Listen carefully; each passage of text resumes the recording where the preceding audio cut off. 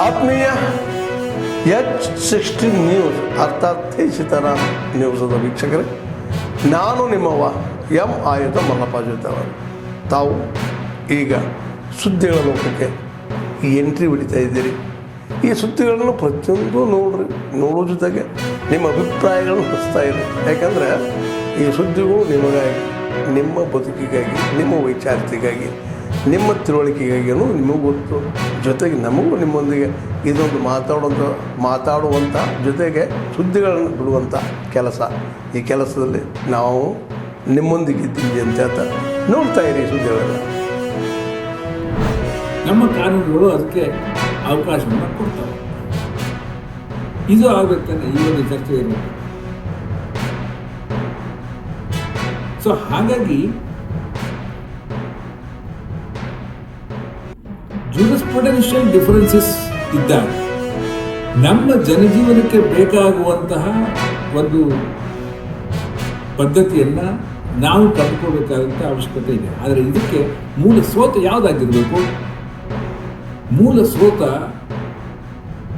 ನಮ್ಮ ಜನಜೀವನವನ್ನು ಇದುವರೆಗೆ ಇಷ್ಟು 1000 ವರ್ಷಗಳ ಕಾಲ ಕಟ್ಟಿ ಬೆಳೆಸಿರುವಂತಹ ದಾರಿ ಆಗಿರಬೇಕೆ ಅಥವಾ ಬೇರೆ ಯಾವುದೋ ದೇಶದ ದಾರಿ ಆಗಿರಬೇಕು? ಇದು ಬರುತ್ತೆ. ಇದರ ಅರ್ಥ ಈಗಿರುವಂಥ ಎಲ್ಲ ಕಾನೂನುಗಳು ಅದನ್ನು ಫಾಲೋ ಮಾಡಲ್ಲ ಅಂತಲ್ಲ, ಮಾಡ್ತವೆ. I think nearly 70 to 80% they follow. But they don't say that we follow this, but indirectly they follow. ಉದಾಹರಣೆಗೆ contract which is oppose to law, is it valid? Invalid contract ಯಾವುದು ಇನ್ವ್ಯಾಲಿಡ್ ಅಂತ ಹೇಳ್ತೀನಿ, ಡೆಫಿನೇಷನ್ ಇದೆಯಲ್ಲ, ಯಾವುದು ಸೆಕ್ಷನ್ ಬರ್ತದಿಲ್ಲ, ಹುಡುಕಿ ನೀವೇ ಹೇಳ್ತೀವಿ, ನಾ ಹೇಳೋದಿಲ್ಲ. ನಮಗೆ ದಿನ ಬೆಳಿಗ್ಗೆ ಇದ್ರೆ ಅದೇ ಬರಬೇಕು.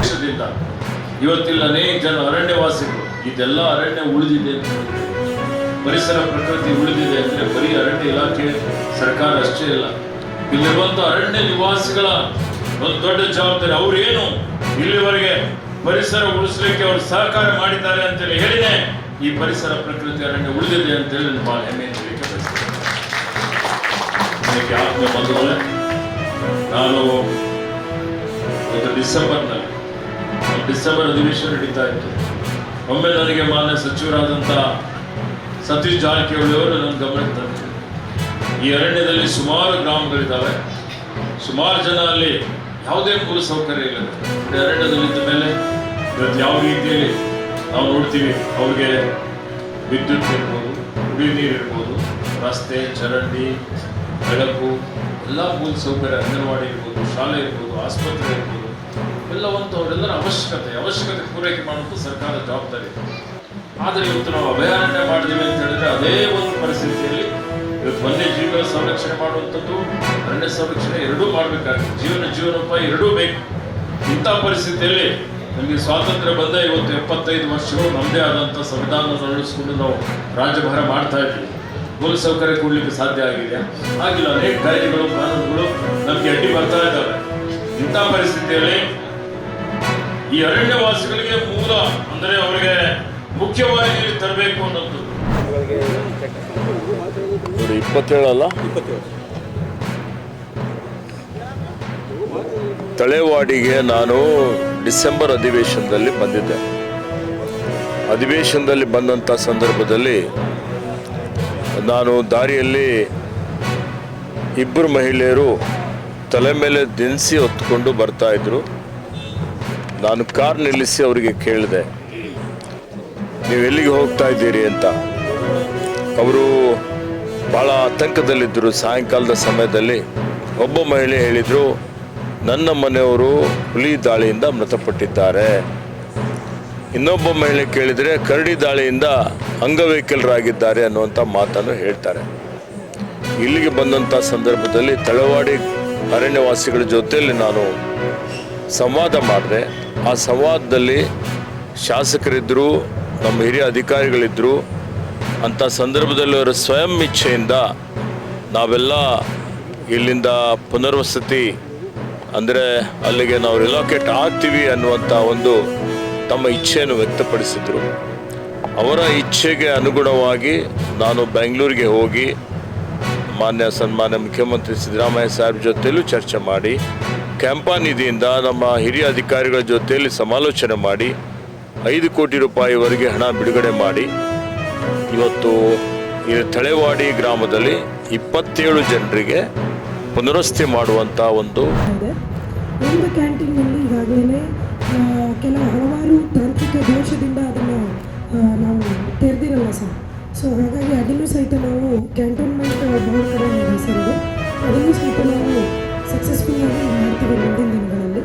ಹಾಗೂ ಇದನ್ನು ಇಂದಿರಾ ಕ್ಯಾಂಟೀನ್ 2 ಅಂದರೆ ಈ 2ರ ಯೋಜನೆಯನ್ನು ಮಾನ್ಯ ಸರ್ಕಾರದ ಘನ ಸರ್ಕಾರದ ಮಾನ್ಯ ಮುಖ್ಯಮಂತ್ರಿಗಳಾದ ಸಿದ್ದರಾಮಯ್ಯ ಸಾಹೇಬರು ಎಲ್ಲ ನಮ್ಮ ಸ್ಟೇಟ್ ಎಲ್ಲ ಕಡೆ ಪ್ರತಿಯೊಂದು ಇಂದಿರಾ ಕ್ಯಾಂಟೀನ್ ಇರಬೇಕು ಮತ್ತು ಇದರ ಒಂದು ಏನು ಮೆನ್ಯೂ ಇತ್ತು ಅದನ್ನು ಚೇಂಜ್ ಮಾಡಿದ್ರು, ಬದಲಾವಣೆ ಮಾಡಿ.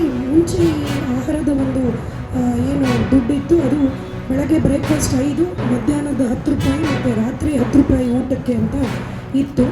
ಈಗ ಮೆನ್ಯೂನಲ್ಲಿ ಚೇಂಜ್ ಮಾಡಿ ನಾವು ಸೊಪ್ಪಿನ ಪಲ್ಯ ಮತ್ತು ಆಯಾ ಭಾಗಗಳಿಗೆ ಯಾವುದ್ಯಾವುದು ಆಹಾರ ಧಾನ್ಯಗಳು ಅತಿ ಶ್ರೇಷ್ಠವಾಗಿರುತ್ತೋ ಆ ಥರ ಆಹಾರ ಧಾನ್ಯಗಳನ್ನೇ ನಾವು ಆಯಾ ಭಾಗಗಳಲ್ಲಿ ನೀವೇ ಚಾಯ್ಸ್ ಮಾಡ್ಕೋಬೋದು, ಅಂದರೆ ನೀವೇ ಆರಿಸ್ಬೋದು ಅಂತಂದು ಹೇಳಿಬಿಟ್ಟು ಈ ಭಾಗಕ್ಕೆ ರೊಟ್ಟಿನ ವಿಶೇಷವಾಗಿ ಕೊಟ್ಟಿರ್ತಾರೆ. ಈಗಾಗಲೇ ತಾವೆಲ್ಲ ನೋಡಿದಂಗೆ ಮತ್ತು ವಿಶೇಷವಾಗಿ ಏನು ಇವತ್ತು ಕ್ಯಾಂಟೀನ್ ಆಹಾರ ಸಹಿತ ಇದ್ದರೆ ಈ ಹೊಸ ಮೆನ್ಯೂ ಮಾಡಿದ್ದು ಈ ಸರ್ಕಾರದಲ್ಲಿ ಮಾಡಿರಲಾಗಿರುತ್ತೆ. 57 ರೂಪಾಯಿ ಇತ್ತು ಪ್ರತಿದಿನಕ್ಕೆ, ಈಗ ಅದು 62 ರೂಪಾಯಿ ಆಗಿದೆ. ಅಂದರೆ 5 ರೂಪಾಯಿನ ಜಾಸ್ತಿ ಮಾಡಿ. ಆದ್ಮೇಲೆ ಎಲ್ಲ ಸುದ್ದಿಗಳನ್ನು ನೋಡಿದ್ರಲ್ಲ, ಏನು ಅನಿಸ್ತು ನಿಮಗೆ?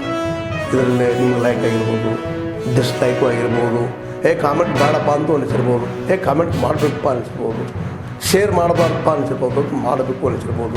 ಏನಾದರೂ ಆಗಲಿ ಶೇರ್ ಮಾಡ್ತಾಯಿರಿ, ಈ ನ್ಯೂಸ್ಗಳನ್ನ ಹಂಚ್ತಾ ಇರಿ, ಜೊತೆಗೆ ಇದಕ್ಕೆ ಸಬ್ಸ್ಕ್ರೈಬ್ ಆಗ್ತಾಯಿರಿ ಅಂತ ಹೇಳ್ತಾ H16 ನ್ಯೂಸ್ ಅಂತ ತೇಜ್ ಸೀತಾರಾಮ್, ಇದು ಸತ್ಯದ ಕೈಗೆ ನನಗೆ ವಂದನೆಗಳು.